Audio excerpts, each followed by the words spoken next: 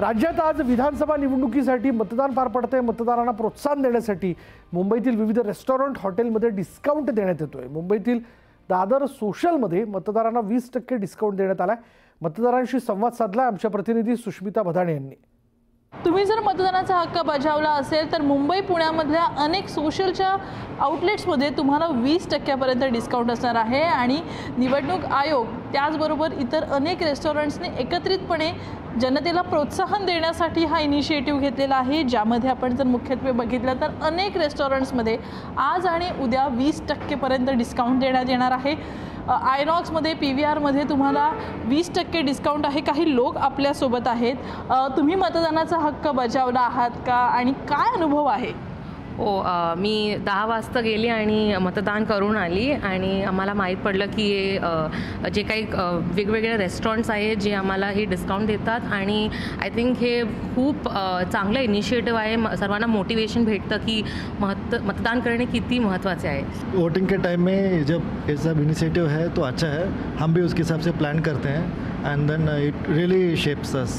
नक्कीच। तर मतदार राजानं सगळ्यांनी आपला कौल द्यावा, मतदान करावं याकरता वेगवेगळ्या पद्धतीनं प्रोत्साहन दिलं जातं आणि खऱ्या अर्थानं आपण जर बघितलं तर मुंबईसह पुण्यामध्ये आणि राज्यातील अनेक ठिकाणी अनेक रेस्टॉरंट्सने खास ग्राहकांसाठी मतदार राजासाठी या विविध पद्धतीनं डिस्काउंट देण्याचा निर्णय घेतलेला आहे। व्हिडिओ जर्नलिस्ट रमेश भटसह सुस्मिता भदाणे पाटील, न्यूज 18 लोकमत, मुंबई।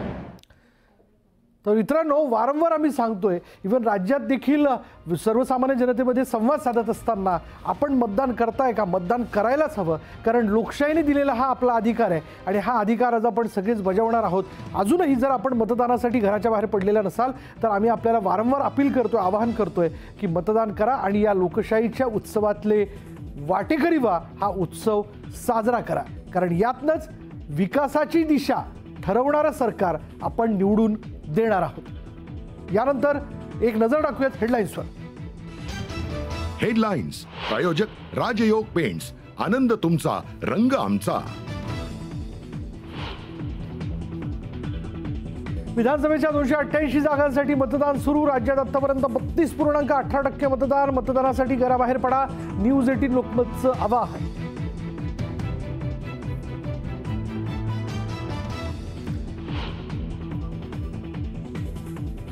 कोल्हापुरात मशालचं बटन दाबलं तरी धनुष्यबाणाला मत।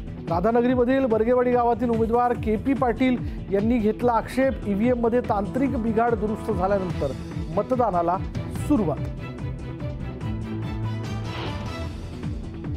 परळी मतदारसंघातील नांदूर गावात मतदान केंद्रात तोडफोड। राष्ट्रवादी काँग्रेसचे नेते माधव जाधवांना मारहाण केल्याच्या निषेधार्थ कार्यकर्ते आक्रमक। बारामतीत घड्याळाच्या कार्यकर्त्यांनी मतदारांना दमदाटी केली। शर्मिला पवारांचा आरोप, अजित पवारांनी शर्मिलांचे आरोप फेटाळले। शिर्डी मतदारसंघात काँग्रेस कार्यकर्त्याकडून पैशाचं वाटप केलं जात असल्याचा आरोप। पैसे वाटपाचा व्हिडिओ व्हायरल।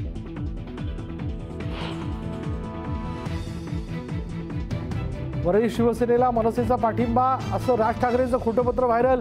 पत्र वाटणाऱ्या शिवसेनेच्या कार्यकर्त्याला मनसेचा चोप।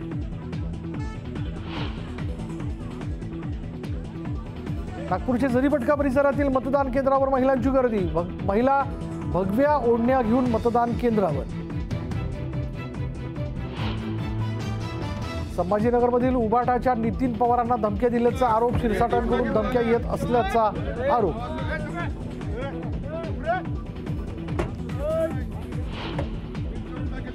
मुंबईत ED CBIची गौरव मेहताच्या घरी छापेमारी।